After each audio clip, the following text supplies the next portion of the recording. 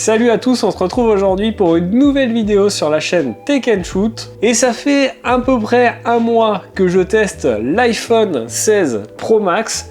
Et je vais vous donner mon avis aujourd'hui sur ce smartphone d'Apple. Mais avant de te donner mon avis sur ce smartphone, eh bien cette vidéo ne serait pas possible sans Nextmobile qui la sponsorise. Alors Nextmobile, qu'est-ce que c'est? Eh bien c'est tout simplement un site qui propose la location de smartphones. Alors sur ce site, tu vas pouvoir louer par exemple l'iPhone 16 Pro Max, mais aussi plein d'autres smartphones. Il n'y a pas que du Apple, il y a du Samsung aussi par exemple. C'est un site français et en louant ton smartphone sur ce site, eh bien tu n'as aucun engagement. Tu peux le rendre quand tu veux. L'avantage aussi de louer sur Nextmobile, c'est que par exemple, si tu avais loué l'année dernière un iPhone 15, cette année, avec la sortie de l'iPhone 16, tu pouvais avoir le nouveau modèle, l'iPhone 16, sans changer le prix de ta location. Ça, c'est quand même plutôt cool. Et ça, c'est valable tous les 12 mois. Donc en gros, tous les ans, tu peux avoir le nouveau modèle sans changer de tarif. L'avantage également, c'est qu'avec cette location, tu as une assurance casse et vol qui est incluse. Tu as la possibilité aussi,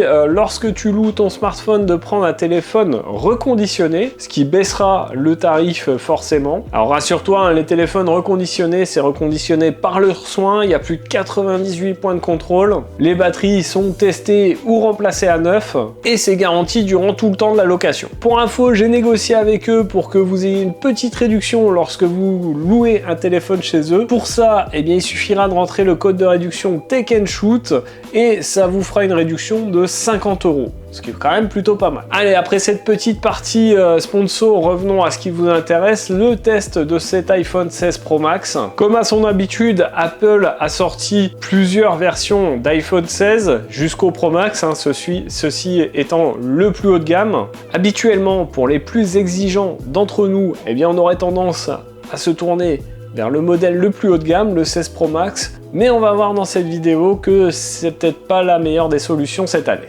Alors cette année, avec l'iPhone 16, on a un smartphone plus puissant, un nouveau bouton et un téléphone un petit peu plus grand, et on va voir que les changements sont tout de même assez minimes par rapport à la génération précédente. L'année dernière, avec l'iPhone 15 Pro, le Pro Max était la seule version à avoir un zoom x5. Cette année, avec l'iPhone 16 Pro Max, les seules différences sont la batterie et la taille d'écran. Donc globalement, que vous preniez un iPhone 16 classique ou un iPhone 16 Pro Max, les seules différences, ça sera vraiment que la batterie et la taille d'écran. Le premier point négatif que je vais donner à cet iPhone 16 Pro Max, c'est que Apple nous a annoncé Apple Intelligence, plein d'intelligence artificielle, et malheureusement, ce n'est pas dispo en France et en Europe. Donc on se retrouve avec un argument de taille, mais qui n'est pas présent lorsqu'on achète le smartphone, et ça, c'est vraiment un point négatif, je trouve. C'est un peu comme dire, on vous vend une voiture qui a 800 chevaux, mais en fait, vous pouvez en avoir que 50 pour le moment, quoi. Alors, parlons déjà du design de cet iPhone 16 Pro Max, et clairement, sauf si on l'a dans la main, à l'œil, comme ça, on voit très peu de différence par rapport au modèle de l'année dernière. Globalement, on est toujours sur le même design depuis l'iPhone 12, et ça, c'est un petit peu dommage. Je trouve que Apple devrait essayer d'apporter quelques modifications, même sensibles. Là, c'est pas le cas. Alors, il y a tout de même quelques modifications, un écran un petit peu plus grand que l'année dernière, puisqu'on passe de 6,7 pouces à 6,9 pouces. Le smartphone mesure 163 mm de haut, 77,6 mm de large pour 8,3 mm d'épaisseur. Au niveau du poids, on a 6 grammes de plus que le 15 Pro Max de l'année dernière. Je pense que c'est notamment dû à une batterie qui est un peu plus grosse que l'année dernière. Et peut-être que l'apparition du nouveau bouton caméra control fait grossir le poids de quelques grammes également. Côté prise en main, pas de changement, vous ne serez pas perturbé si vous prenez un iPhone 16, si vous aviez auparavant un 15, un 14. On reste sur des bordures plates sur les côtés, légèrement biseautées. On a un verre dépoli à l'arrière qui ne prend pas les traces de doigts. On a une certification IP68 et toujours la protection d'Apple pour l'avant et l'arrière, le Ceramic Shield. Alors la nouveauté évidemment sur cet iPhone 16 cette année, c'est le bouton caméra contrôle qu'on retrouve sur le côté droit. Bouton qui est présent sur toute la gamme, bouton qui va servir à contrôler la caméra, hein, d'où son nom, et qui est situé légèrement en bas du flanc droit sur le smartphone. Ce bouton est à la fois cliquable, tactile, il reconnaît le glissement. Pour l'instant, il n'est pas possible de le configurer pour une autre fonction que la fonction caméra, à voir dans le temps avec les mises à jour d'iOS peut-être. Lorsqu'on appuie une fois sur ce bouton, eh bien ça lance l'application photo. Si vous appuyez longtemps, eh bien ça va lancer l'enregistrement d'une vidéo. Un double tap affiche eh bien les réglages, et lorsque vous glissez votre doigt dessus, eh bien vous allez naviguer dans les différents réglages et les différentes fonctions. Globalement, ça fait un mois que je teste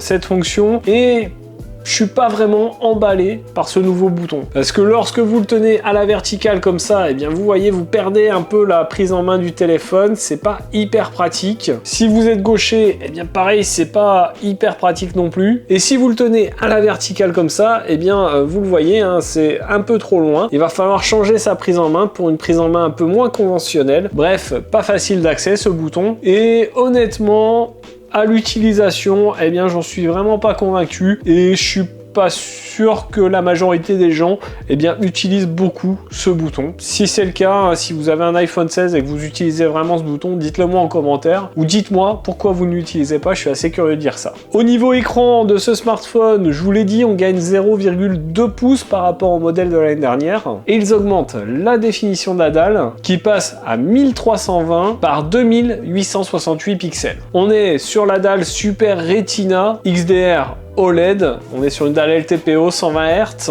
et concrètement, eh bien c'est un très bel écran. Pareil au niveau de la luminosité, si vous allez à l'extérieur en plein soleil, il n'y aura aucun souci, il est très lumineux et clairement on a vraiment un très bel écran. Côté performance, Apple intègre dans ce nouveau smartphone la puce A18 Pro, une puce gravée en 3 nanomètres et cette puce promet des meilleures performances énergétiques et graphiques. Concrètement, eh bien le smartphone chauffe moins que le modèle de l'année dernière. On a de très bonnes performances, hein, bien évidemment, mais le gros point noir de l'année dernière, c'était une chauffe assez excessive du smartphone, notamment lorsqu'on jouait. Là, c'est mieux réparti cette année, ça chauffe encore, mais beaucoup moins que l'année dernière. Évidemment, vous vous doutez bien que niveau performance, bien, vous pourrez tout faire avec ce smartphone. Moi, ça fait un mois que je le teste.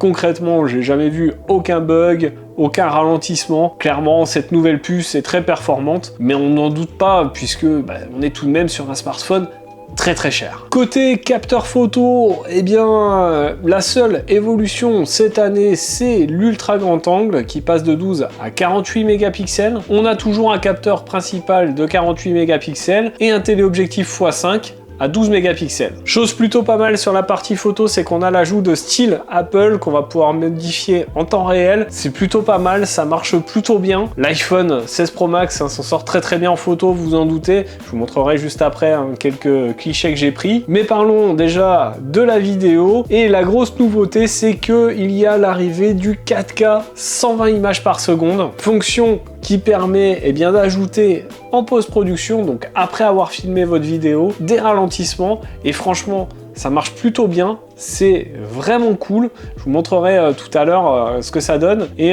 c'est une fonction vraiment intéressante. Chose plutôt cool aussi dans la partie vidéo, c'est le mix audio et ça c'est vraiment très efficace également puisque lorsque vous filmez une vidéo par exemple dans un endroit un peu bruyant tel que la Paris Games Week où je me suis rendu il y a pas longtemps, vous avez la possibilité une fois la vidéo tournée de faire le mix audio et de centrer le son sur par exemple une personne que vous filmez ou d'autres choses et ça marche vraiment très bien. Mais fini les grands discours, je vous laisse avec quelques photos des vidéos que j'ai prises. J'essaye de vous montrer le ralenti avec le 4K 120 images par seconde, mais aussi une vidéo que j'ai filmée à la Paris Games Week où j'ai filmé PADG. Vous verrez, c'est plutôt cool et le rendu en mix audio est vraiment cool. On était dans un endroit très bruyant, vous vous en doutez. Vous allez voir que c'est efficace.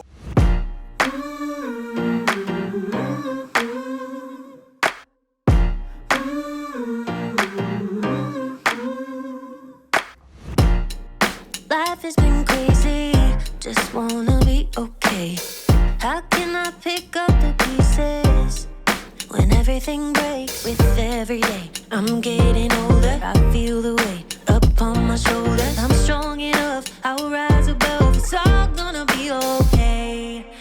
can be anything, I think I'm gonna be me. I know I gotta be me. Nowhere else I wanna go, no one else I'd rather be. I think I'm gonna be, I think I'm gonna be me.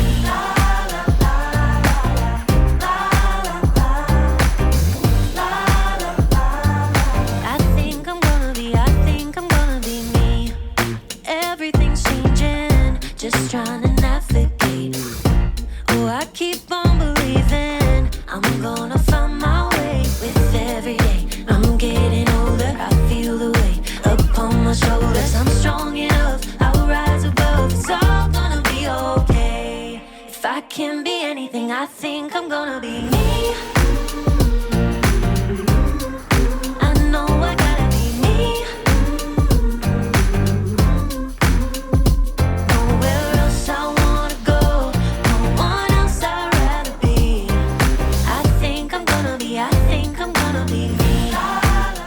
Ça passe sur Netflix, c'est le dessin animé, je vous le dis vraiment, qui est fait par les Français, qui s'appelle Harry, c'est pas le nom du dessin animé, mais c'est le dessin animé le plus vu au monde. Attention, je vous le fais.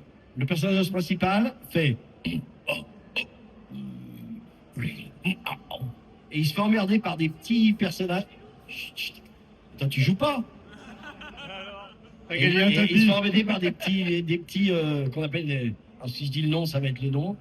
Des petits sortes de petits hamsters qui font... Personne là? Greasy et les Lemmings. Vous l'avez pas, s'il y en a qui l'ont. Bon alors là on se retrouve avec le capteur avant de l'iPhone 16 Pro Max. Je fais une petite vidéo, vous me dites ce que vous en pensez en commentaire et puis on va se retrouver tout de suite avec le capteur arrière. Bon là maintenant je vous filme avec le capteur arrière de cet iPhone 16 Pro Max. Vous me direz ce que vous en pensez en vidéo dans les commentaires. Et puis moi je vais aller regarder les rushs et on se retrouve tout de suite pour la suite de la vidéo.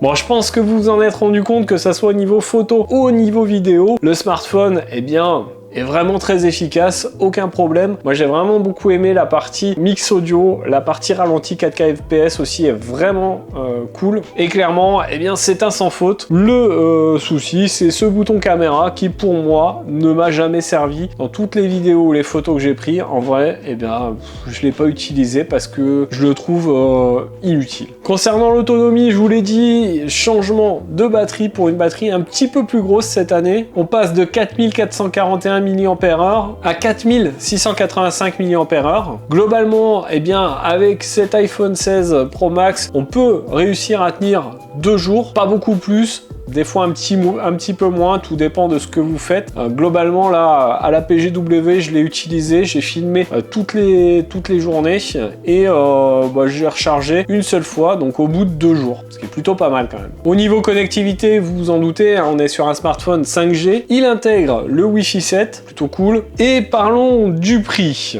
Alors si vous prenez un iPhone 16 Pro Max 256 Go, eh bien vous allez le retrouver sur Amazon à 1479 €, prix d'entrée. Si vous le prenez en 512 Go, ça sera 1729 € et en 1 Teraoctet 1979 €. D'où l'intérêt de Nextmobile, puisque pour cet iPhone 16 Pro Max 256 Go, eh bien ça sera à partir de 64,90 € par mois, ce qui est peu cher quand même avec une assurance casse et perte incluse. Alors les points positifs de cet iPhone 16 Pro Max, eh bien déjà comme à l'habitude chez Apple, on a des finitions exemplaire, un écran qui est un peu plus grand que la version précédente et qui est toujours d'une belle qualité, une bonne autonomie, la chauffe qui est moins importante que le modèle précédent et bien sûr comme à l'habitude avec les iPhones, une très belle qualité photo et vidéo. Les points négatifs de cet iPhone 16 Pro Max, et bien clairement c'est qu'ils nous vendent un téléphone en nous vendant Apple Intelligence, mais